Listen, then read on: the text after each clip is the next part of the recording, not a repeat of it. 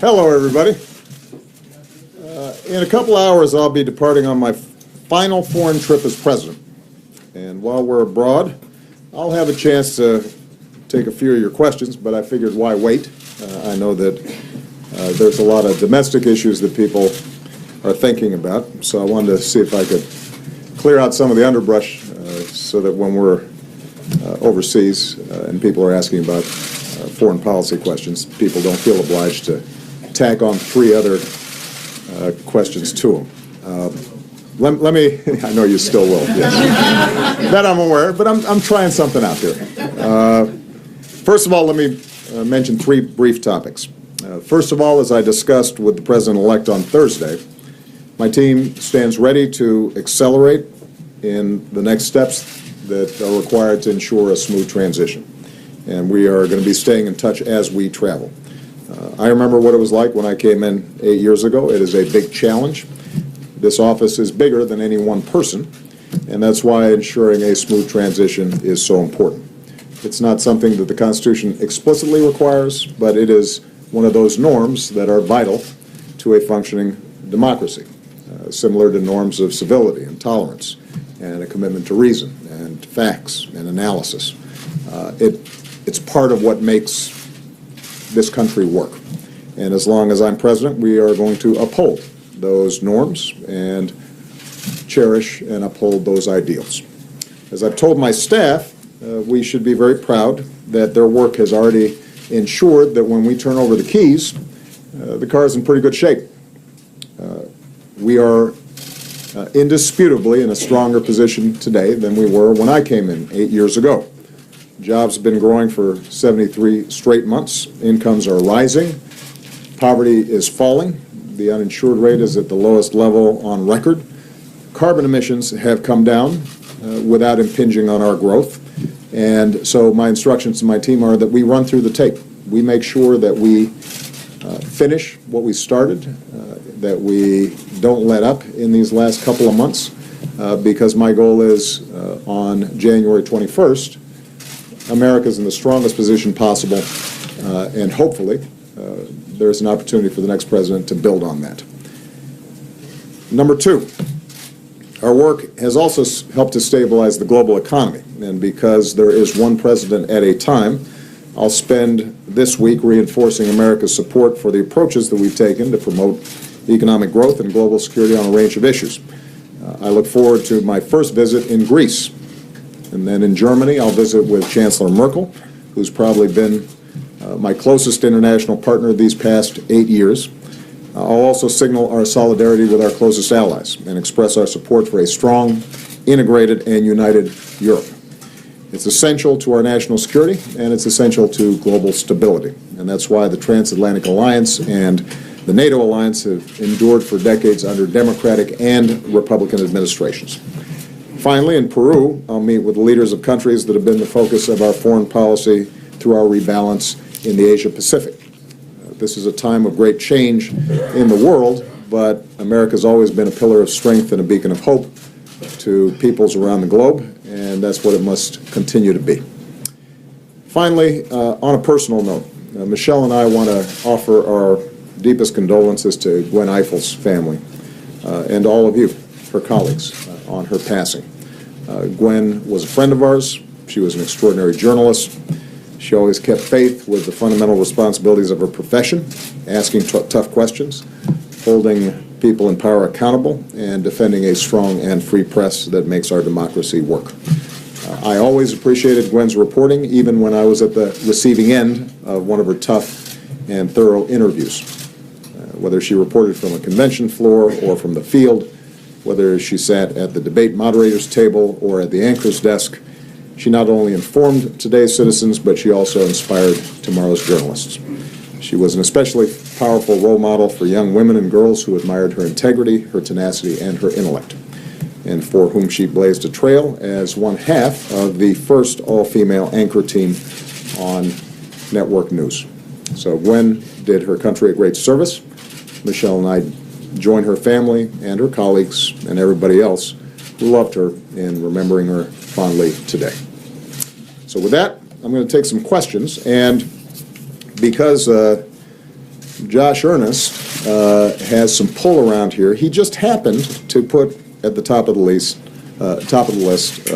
Colleen Nelson of the Wall Street Journal. My understanding is, Colleen, that this is wrapping up your stint here, and you're going to Kansas City. Josh just happens to be from Kansas City. So I didn't know if there was any coincidence there, but we wish you the very best of luck in your new endeavors. As it turns out, there's no place like home. There you go. You're about to embark on your final foreign trip. What will you say to other world leaders about your successor? They've expressed many of the same misgivings that you have about Donald Trump. Should they be worried about the future of U.S. foreign policy? And separately, as Democrats scramble to regroup after a pretty shocking upset, what is your advice about where the party goes now and who should lead your party?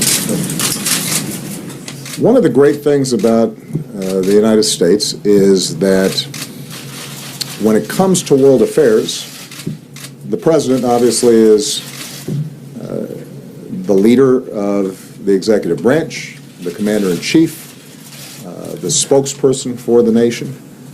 But the influence and the work that we have is the result not just of the president. It is the result of countless interactions and arrangements and relationships between our military and other militaries, and our diplomats and other diplomats, and intelligence officers and development workers. And there is enormous continuity beneath the day-to-day news that makes us that indispensable nation when it comes to maintaining order and promoting prosperity around the world. That will continue. In my conversation with the president-elect, he expressed a great interest in maintaining our core strategic relationships. And so one of the messages I will be able to deliver is his commitment to NATO and the Transatlantic Alliance. I think that's one of the most important functions I can serve at this stage during this trip, is to let them know that there is no weakening of resolve when it comes to America's commitment to maintaining a strong and robust NATO relationship, and a recognition that those alliances aren't just good for Europe, they're good for the United States, and they're vital for the world. With respect to the Democratic Party, look, as I said in the Rose Garden right after the election, when your team loses, everybody gets deflated, and it's hard, and it's challenging. And so I think it's a healthy thing for the Democratic Party to go through some reflection. You know, I think it's important for me not to be bigfooting that conversation. I think we want to see new voices and new ideas emerge. That's part of the reason why I think term limits are a really useful thing. I think the Democrats should not waver on our core beliefs and principles. The belief that we should have an economy that works for everybody, not just a few. The belief that America, at its best, is inclusive and not exclusive. That we insist on the dignity and God-given potential and worth of every child, regardless of race or gender or sexual orientation or what zip code they were born in. That we are committed to a world in which we keep America safe, but we recognize that our power doesn't just flow from our extraordinary military, it also flows from the strength of our ideals and our principles and our values. So there are going to be a core set of values that shouldn't be up for debate, should be our North Star. But how we organize politically, I think, is something that we should spend some time thinking about. I believe that we have better ideas. But I also believe that good ideas don't matter if people don't hear them. And one of the issues the Democrats have to be clear on is that given population distribution across the country, we have to compete everywhere. We have to show up everywhere. We have to work at a grassroots level, something that's been a running thread in my career. I won Iowa not because the demographics dictated that I would win Iowa. It was because I spent 87 days going to every small town and fair and fish fry and VFW hall. And there were some counties where I might have lost, but maybe I lost by 20 points instead of 50 points. There's some counties maybe I won that people didn't expect because people had a chance to see you and listen to you and get a sense of who you stood for and who you were fighting for. And the challenge for a national party is how do you dig in there and create those kinds of structures so that people have a sense of what it is that you stand for. And that increasingly is difficult to do just through a national press strategy. It's increasingly difficult to do because of the splintering of the press. And so I think the discussions that have been taking place about how do you build more grassroots organizing, how do you build up state parties and local parties and school board elections you're paying attention to, and state rep races and city council races, that all I think will contribute to stronger outcomes in the future. And I'm optimistic that will happen. For Democrats who are feeling completely discouraged, I've been trying to remind them, everybody remembers my Boston speech in 2004. They may not remember me showing up here in 2005 when John Kerry had lost a close election. Tom Daschle, the leader of the Senate, had been beaten in an upset. Ken Salazar and I were the only two Democrats that won nationally. Republicans controlled the Senate and the House. And 2 years later, Democrats were winning back Congress, and 4 years later I was President of the United States. Things change pretty rapidly. But they don't change inevitably. They change because you work for it. Nobody said democracy is supposed to be easy. It's hard. And in a big country like this, it probably should be hard. Mark Knoller. Thank you, sir. Good to see you. Thank you. Good to see you. Mr. President, what can you tell us about the learning curve on becoming president? Can you tell us how long it took you before you were fully at ease in the job, if that ever happens? And did you discuss this matter with President-elect Trump? About a week ago, I started feeling pretty good about I think the learning curve always continues. This is a remarkable job. It is like no other job on earth. And it is a constant flow of information and challenges and issues.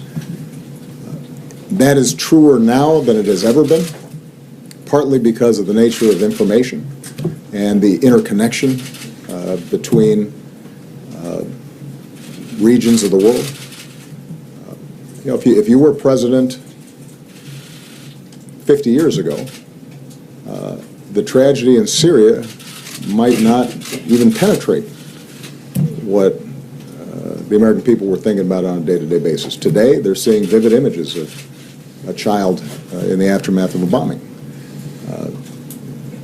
There was a time when if you had a financial crisis in Southeast Asia somewhere, it had no impact on our markets. Today it does. So the amount of information, the amount of incoming that any administration has to deal with today and respond to much more rapidly than ever before, that makes it different.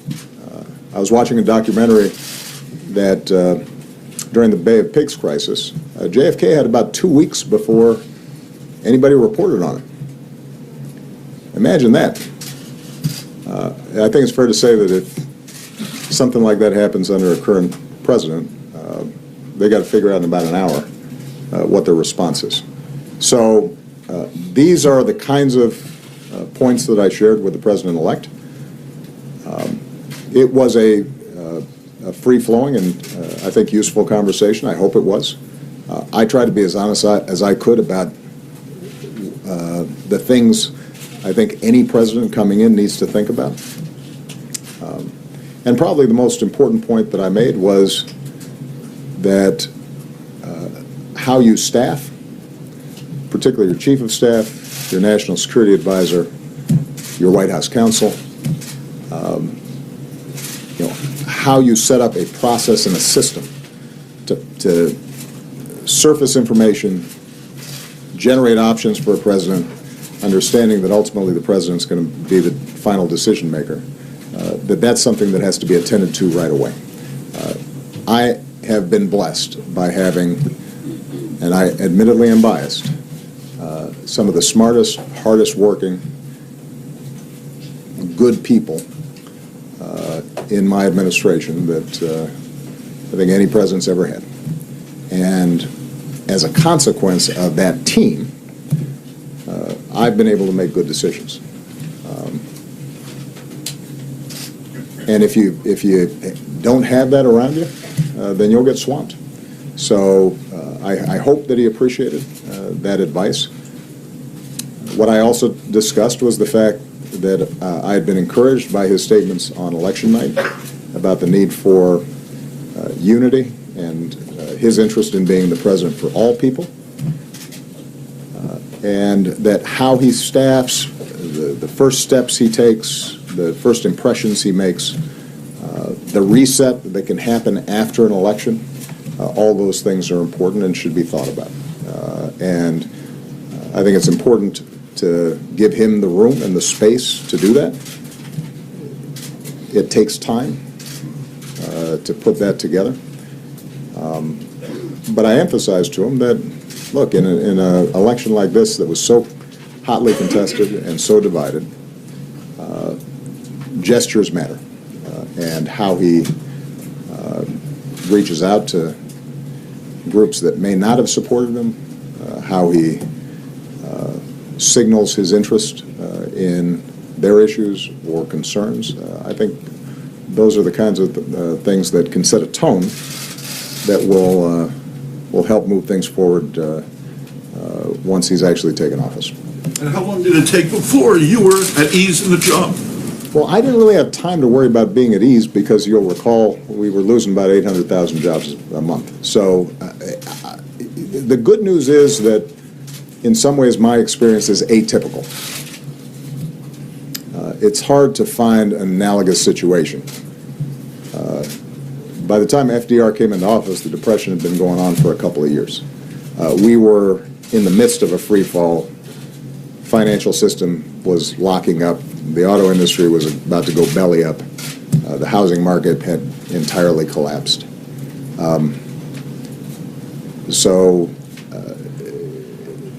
one of the advantages that I had was that I was too busy to worry about how acclimated I was feeling in the job. We just had to make a bunch of decisions.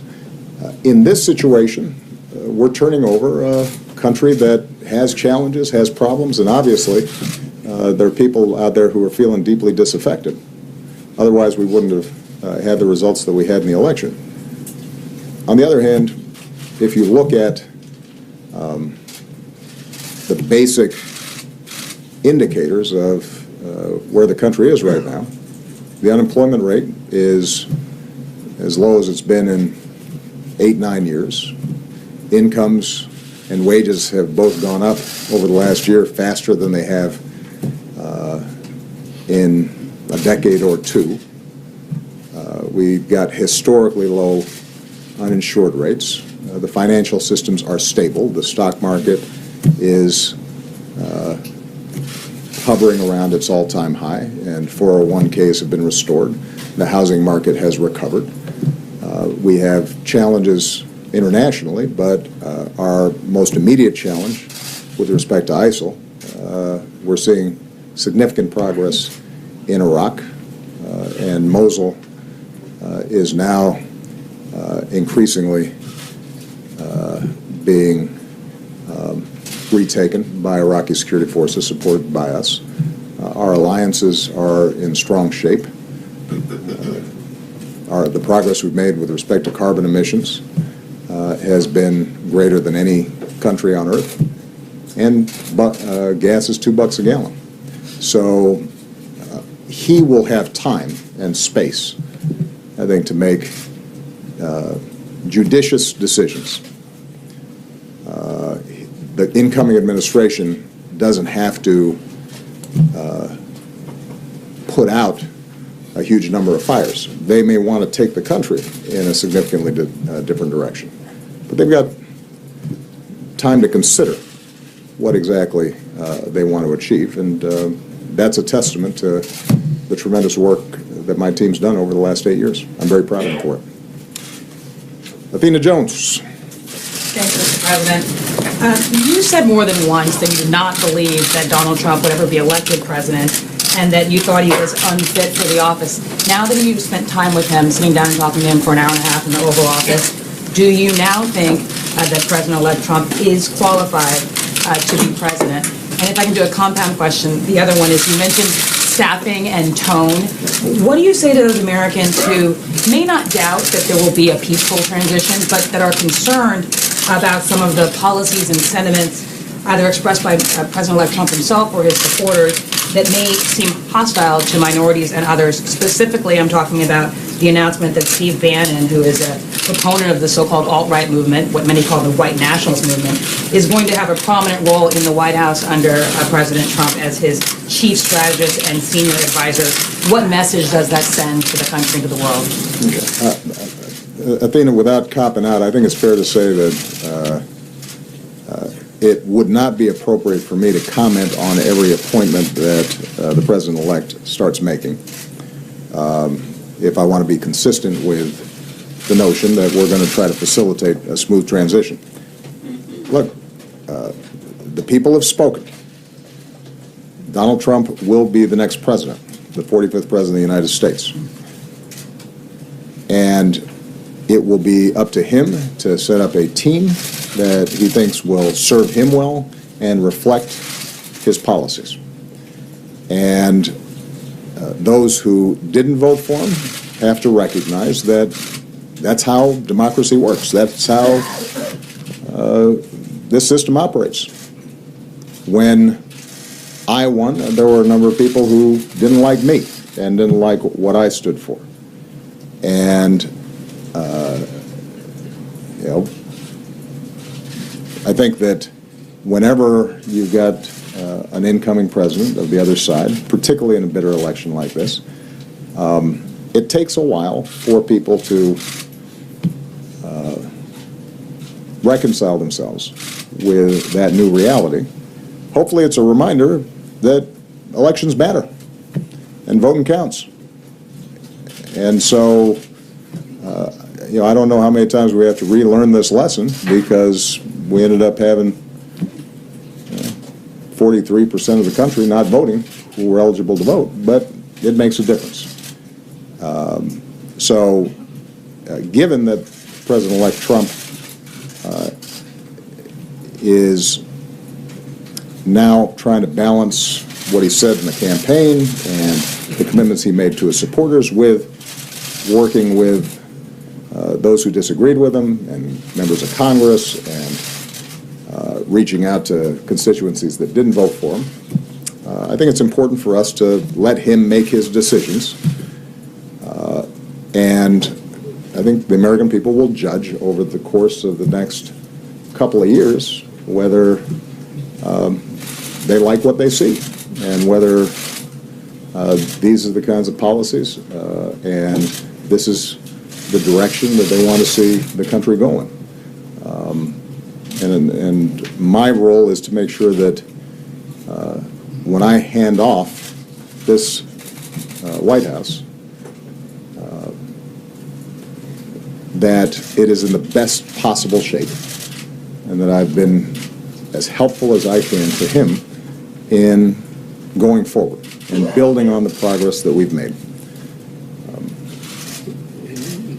And my advice, as I said to the president-elect when we had our discussions, was that campaigning is different from governing. I think he recognizes that. I think he's sincere in wanting to be a successful president and moving this country forward.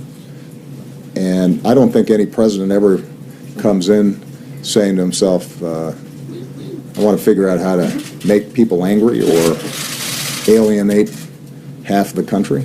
I think he's going to try as best he can to make sure that he delivers, not only for the people who voted for him, but for the people at large. And the good thing is that there are going to be elections coming up, so there's a built-in incentive for him to try to do that.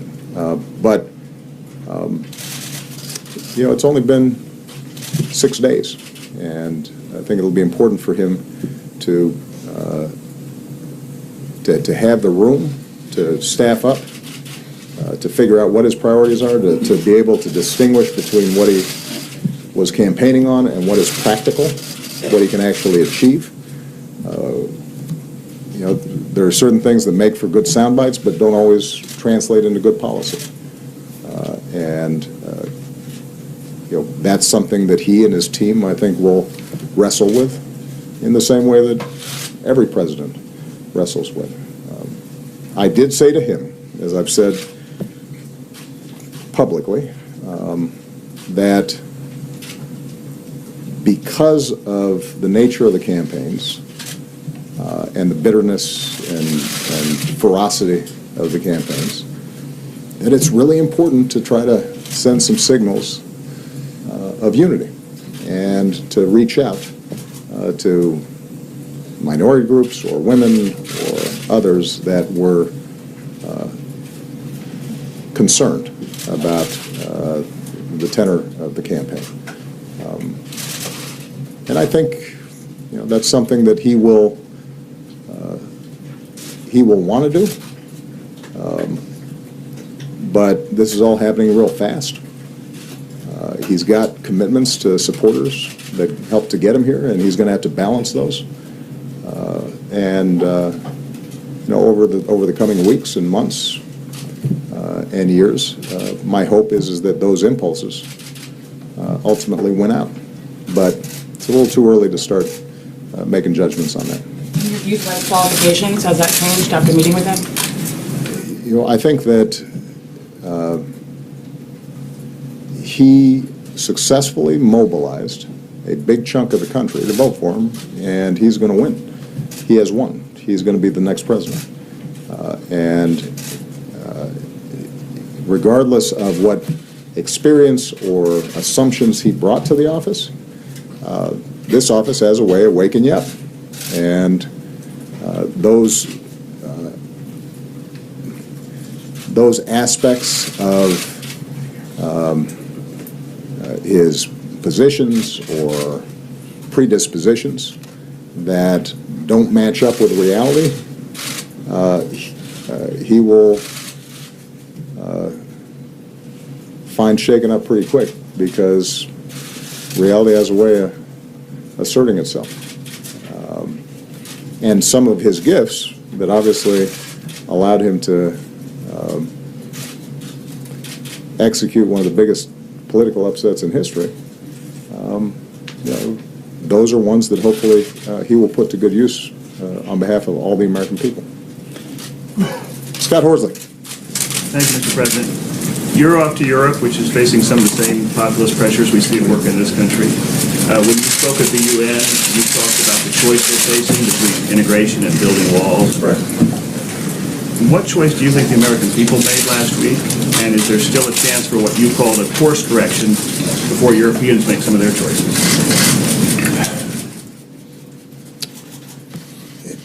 I think the American people recognize that the world has shrunk that it's interconnected, that you're not going to put that genie back in the bottle. The American people recognize that their careers or their kids' careers are going to have to be more dynamic, that they might not be working at a single plant for 30 years, but they might have to change careers. They might have to get more education. They might have to retool or retrain. And I think the American people are game for that. They want to make sure that the rules of the game are fair. And what that means is that if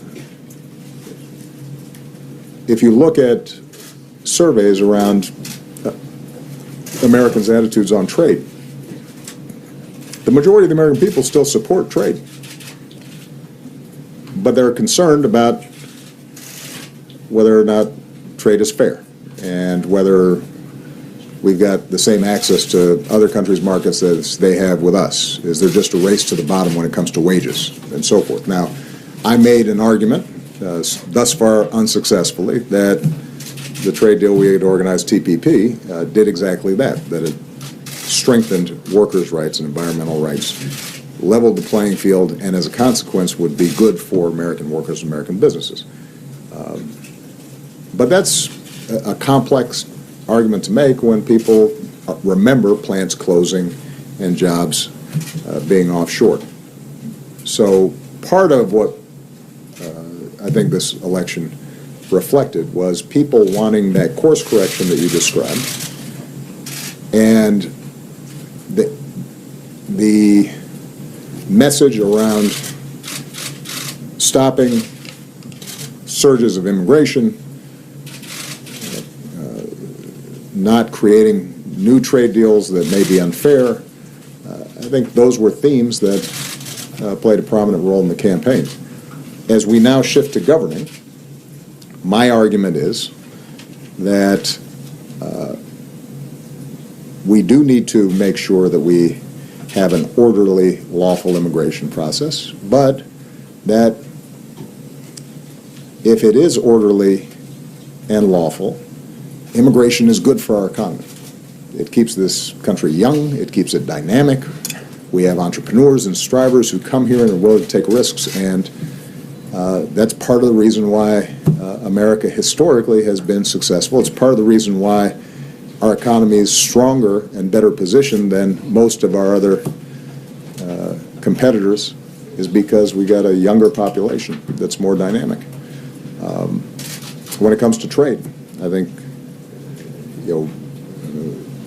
when you're governing, it'll become increasingly apparent that if you were to just eliminate trade deals with Mexico, for example, well, you've got a global supply chain. The parts that are allowing auto plants that were about to shut down to now employ double shifts is because they're bringing in some of those parts to assemble out of Mexico. And so it's not as simple as it might have seemed. And the key for us, when I say us, I mean Americans, but I think particularly for progressives, is to say your concerns are real, your anxieties are real. Here's how we fix them. Higher minimum wage, stronger worker protection so workers have more leverage to get a bigger piece of the pie. Stronger financial regulations, not weaker ones. Yes to trade, but trade that ensures that these other countries that trade with us aren't engaging in child labor, for example. Being attentive to inequality and not tone deaf to it, but offering prescriptions that are actually going to help folks in communities that feel forgotten. That's going to be our most important strategy. And I think we can successfully do that. People will still be looking to the United States. Our example will still carry great weight. And continues to be my strong belief that the way we are going to make sure that everybody feels a part of this global economy is not by shutting ourselves off from each other, even if we could, but rather by working together more effectively than we have in the past. Martha Raddatz. Thanks, Mr. President. Given some of the harsh words you had about Mr. Trump, calling him temperamentally unfit to be commander-in-chief, did anything surprise you about President-elect Trump when you met with him in your office? And also, I want to know, does anything concern you about a Trump presidency? Well, we had a very cordial conversation, and that didn't surprise me to some degree, because I think that he is obviously a gregarious person. He's somebody who I think likes to mix it up and to have a vigorous debate. What's clear is that he was able to tap into, yes, the anxieties, but also the enthusiasm of his voters in a way that that was impressive. And I said so to him, because I think that to the extent that there were a lot of folks who missed the Trump phenomenon, I think that connection that he was able to make with his supporters that was impervious to events that might have sunk another candidate, that's powerful stuff. I also think that he is coming to this office with fewer set, hard and fast policy prescriptions than a lot of other presidents might be arriving with. I don't think he is ideological. I think ultimately he's pragmatic in that way, and that can serve him well as long as he's got good people around him and he has a clear sense of direction. Do I have concerns? Absolutely. Of course I've got concerns. He and I differ on a whole bunch of issues. But the federal government and our democracy is not a speedboat. It's an ocean liner, as I discovered when I came into office. It took a lot of really hard work for us to make significant policy changes, even in our first 2 years when we had larger majorities than Mr. Trump will enjoy when he comes into office. And one of the things I advised him to do was to make sure that before he commits to certain courses of action, he's really dug in and thought through how various issues play themselves out. I'll use a obvious example where we have a difference, but it'll be interesting to see what happens in the coming year, and that's the Affordable Care Act.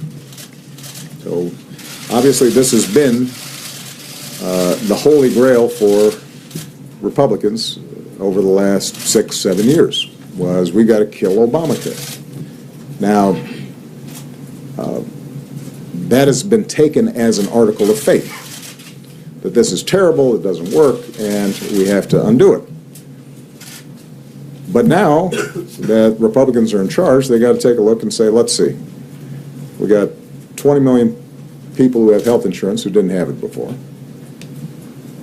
Health care costs generally have gone up at a significantly slower rate since Obamacare was passed than they did before, which has saved the federal treasury hundreds of billions of dollars. People who have health insurance are benefiting in all sorts of ways that they may not be aware of, everything from no longer having lifetime limits on the claims that they can make, to seniors getting prescription drug discounts under Medicare, to free mammograms. Now, it's one thing to characterize this thing as not working when it's just an abstraction. Now, suddenly, you're in charge and you're going to repeal it. Okay, well, what happens to those 20 million people who have health insurance? Are you going to just kick them off and suddenly they don't have health insurance? And in what ways are their lives better because of that? Are you going to repeal the provision that ensures that if you do have health insurance on your job and you lose your job or you change jobs or you start a small business, that you're not discriminated against because you got a pre-existing condition? That's really popular. How are you going to replace it? Are you going to change the policy that kids can stay on their parents' health insurance plan until they're 26? How are you going to approach all these issues? Now, my view is that if they can come up with something better that actually works, and a year or two after they've replaced the Affordable Care Act with their own plan, that 25 million people have health insurance and it's cheaper and better and running smoothly, I'll be the first ones to say, that's great. Congratulations. If, on the other hand, whatever they're proposing results in millions of people losing coverage and results in people who already have health insurance losing protections that were contained in the legislation, then we're going to have a problem. And I think that's not going to be unique to me. I think the American people will respond that way. So I think on a lot of issues, what you're going to see is now comes the hard part. Now is governance. We are going to be able to present to the incoming administration a country that is stronger, a federal government that is working better and more efficiently, a national security apparatus that is both more effective and truer to our values, energy policies that are resulting in not just less pollution, but also more jobs. And I think the president-elect rightly would expect that he's judged on whether we improve from that baseline and on those metrics, or things get worse. And if things get worse, then the American people will figure that out pretty quick. And if things get better, then more power to them. And I'll be the first to congratulate him. Mr. President, you had talked specifically about his temperament. Do you still have any concern about his temperament? As I said, because Athena asked the question, whatever you bring to this office has a habit of magnifying and pointing out, and hopefully then you correct for it. This may seem like a silly example, but I know myself well enough to know I can't keep track of paper. I am not well organized in that way. And so pretty quickly, after I'm getting stacks of briefing books coming in every night, I say to myself, I've got to figure out a system, because I have bad filing, sorting, and organizing habits. And I've got to find some people who can help me keep track of this stuff. Now, that seems trivial, but actually it ends up being a pretty big piece of business. I think what will happen with the president-elect is there are going to be certain elements of his temperament that will not serve him well unless he recognizes them and corrects them. Because when you're a candidate and you say something that is inaccurate or controversial, it has less impact than it does when you're President of the United States. Everybody around the world's paying attention. Markets move. National security issues require a level of precision in order to make sure that you don't make mistakes. And I think he recognizes that this is different, and so do the American people. All right, I'm going to take just a couple more questions and I get out of here. Nadia Babasi. Thank you, Mr. President. President-elect Trump threatened to unravel the Iran nuclear deal, which your administration worked very hard to achieve. What would your concern if he alters part of it, and what will your advice be, considering that he said he's open to your advice? And on Syria, sir, the Syrian regime now is threatening Aleppo with massive onslaught. You talked passionately a few years back about Benghazi, and you warned against the killing of civilians there. Many people criticize your administration for the shortcoming in the Syria policy. Are you willing to let Aleppo fall under your watch?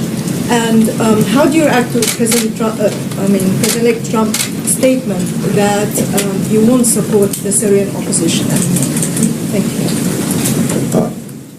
Iran is a good example of the gap, I think, between some of the rhetoric in this town, not unique to the president-elect, and the reality. I think there was a really robust debate about the merits of the Iran deal before it was completed. And I actually was pretty proud of how our democracy processed that. It was a serious debate. I think people of goodwill were on both sides of the issue. Ultimately, we were able to persuade members of Congress and the public, at least enough of them, to support it. At the time, the main argument against it was Iran wouldn't abide by the deal, that they would cheat. We now have over a year of evidence that they have abided by the agreement. That's not just my opinion. It's not just people in my administration. That's the opinion of Israeli military and intelligence officers who are part of a government that vehemently opposed the deal. So my suspicion is that when the president-elect comes in and he's consulting with his Republican colleagues on the Hill, that they will look at the facts.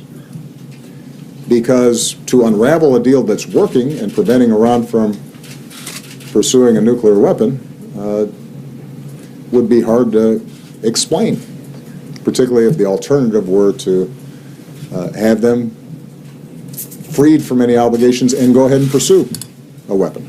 And keep in mind, this is not just an international agreement between us and the Iranians. This is between the P5+1, other countries, some of our closest allies.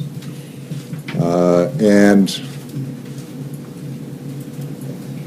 for us to pull out would then require us to start sanctioning those other countries in Europe or China or Russia that were still abiding by the deal because, from their perspective, Iran had done what it was supposed to do.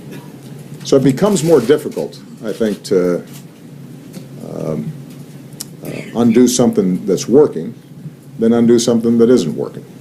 And when you're not responsible for it, I think you can call it a terrible deal. When you are responsible for the deal and preventing Iran from getting a nuclear weapon, you're more likely to look at the facts. That is going to be true in other circumstances.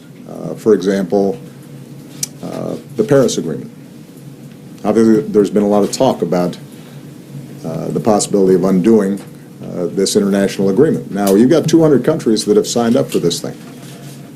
And the good news is that what we've been able to show over the last 5, 6, 8 years is that it's possible to grow the economy really fast and possible to bring down carbon emissions as well. It's not just a bunch of rules that we've set up. You've got utilities that are putting in solar panels and creating jobs. You've got the big three automakers who have seen record sales and are overachieving on the fuel efficiency standards that we set. Turns out that people like not having to fill up as often and save money at the pump, even if it's good for the environment. You've got states like California that have been moving forward on a clean energy agenda, separate and apart from any federal regulations that have been put forward.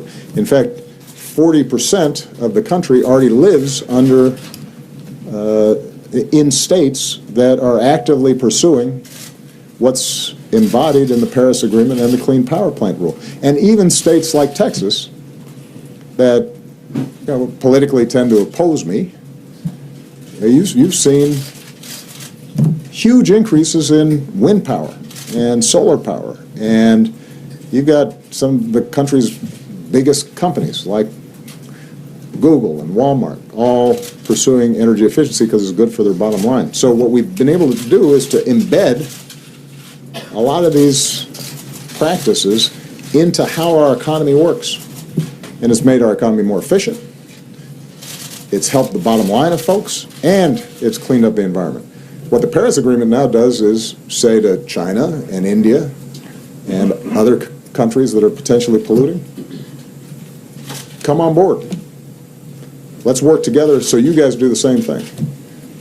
And the biggest threat when it comes to climate change and pollution isn't going to come from us because we only have 300 million people. It's going to come from China with over 1 billion people and India with over 1 billion people. And if they are pursuing the same kinds of strategies that we did before we became more aware of the environment, then our kids will be choked off.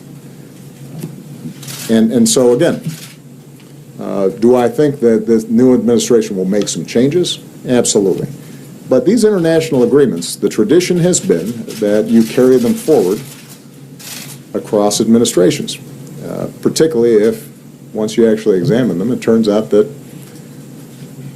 they're doing good for us and binding other countries into behavior that will help us. All right, last question. Justin Singh. Sir, on Syria. I'm sorry. Oh, I'm sorry. Okay, you're right. All right. You are right about that. With respect to Syria, in Benghazi, we had an international mandate. We had a UN security resolution. We had a broad-based coalition, and we were able to carry out a support mission that achieved the initial goal of preventing Benghazi from being slaughtered fairly quickly. It's no secret, you know this region well, that Syria is a much more messy situation with proxies coming from every direction. And so I wish that I could bring this to a halt immediately. We have made every effort to try to bring about a political resolution to this challenge. John Kerry has spent an infinite amount of time trying to negotiate with Russians and Iranians and Gulf states and other parties to try to end the killing there. But if what you're asking is, do we have the capacity to carry out the same kinds of military actions in Syria that we did in Libya, the situation is obviously different. We don't have that option easily available to us. And so we're going to have to continue to try to pursue, as best we can, a political solution, and in the interim, put as much pressure as we can to the parties to arrive at humanitarian safe spaces and ceasefires that at least alleviate the suffering that's on the ground. I recognize that that has not worked, and it is something that I continue to think about every day, and we continue to try to find some formula that would allow us to see that suffering end. But I think it's not surprising to you, because you study this deeply, that if you have a Syrian military that is committed to killing its people indiscriminately as necessary, and it is supported by Russia, that now has substantial military assets on the ground and are actively supporting that regime, and Iran actively supporting that regime. And we are supporting what has to be our number one national security priority, which is going after ISIL, both in Mosul and ultimately in Raqqa. That the situation is not the same as it was in Libya. And obviously there are some who question the steps we took in Libya. I continue to believe that was the right thing to do, although as I indicated before, in the aftermath of that campaign, I think the world community did not sufficiently support the need for some sort of security structures there, and it now is a situation that we have to get back into a better place. I've given you, okay. Last question is Justin Sink at Bloomberg. Thanks, Mr. President. I wanted to ask about two things that might be on your desk over the next couple of months as you prepare for a Trump administration. One is at least 750,000 undocumented immigrants provided the federal government information about themselves and their family as part of your Deferred Action Program. Wondering if there's anything you can do to either reassure them or shield that information from the incoming Trump administration, considering his stance on immigration. And the second is, the administration and you have long maintained that legal restraints put on you by Congress governing movement of detainees from Gitmo are an unconstitutional infringement on your rights as Commander-in-Chief. Considering the gradual transfers that you've pursued are unlikely to continue under a Trump administration, is this now the time to sort of test that theory by moving the detainees and seeing where the chips are? Those are both excellent questions. On the Deferred Action Program that we have, known as DACA, that relates to Dreamers who are currently benefiting from these provisions, I will urge the President-elect and the incoming administration to think long and hard before they are endangering the status of what, for all practical purposes, are American kids. I mean, these are kids who were brought here by their parents. They did nothing wrong. They've gone to school. They have pledged allegiance to the flag. Some of them have joined the military. They've enrolled in school. By definition, if they're part of this program, they are solid, wonderful young people of good character. And it is my strong belief that the majority of the American people would not want to see suddenly those kids have to start hiding again. And that's something that I will encourage the President-elect to look at. With respect to Guantanamo, it is true that I have not been able to close the darn thing because of the congressional restrictions that have been placed on us. What is also true is we have greatly reduced the population. You now have significantly less than 100 people there. There are some additional transfers that may be taking place over the next 2 months. There is a group of very dangerous people that we have strong evidence of having been guilty of committing terrorist acts against the United States, but because of the nature of the evidence, in some cases, that evidence being compromised, it's very difficult to put them before a typical Article III court. And that group has always been the biggest challenge for us.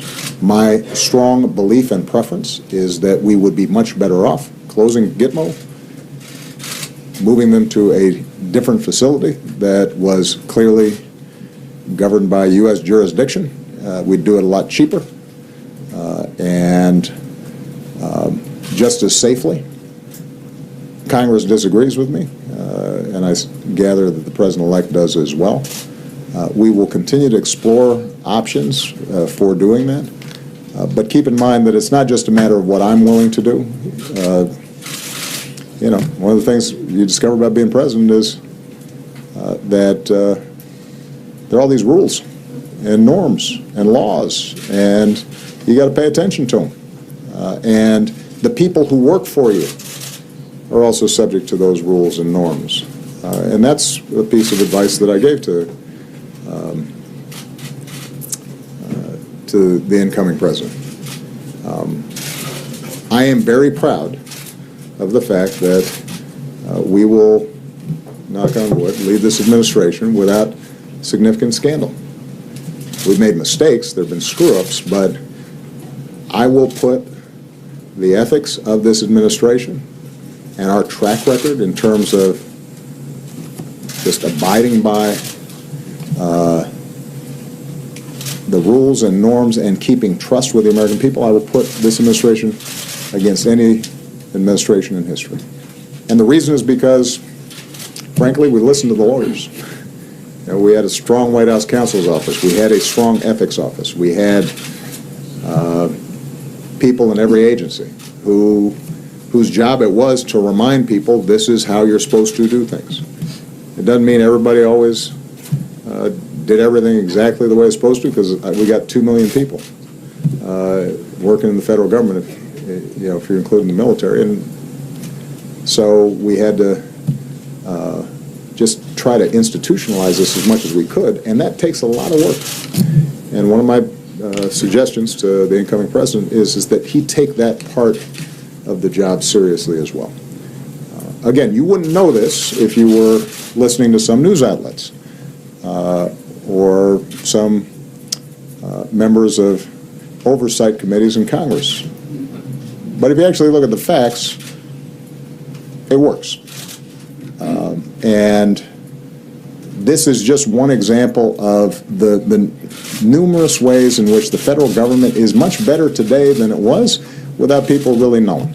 You look at VA, people remember the legitimate problems that were publicized in Phoenix.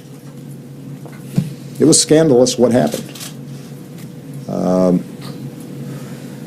What people don't remember is that we've brought in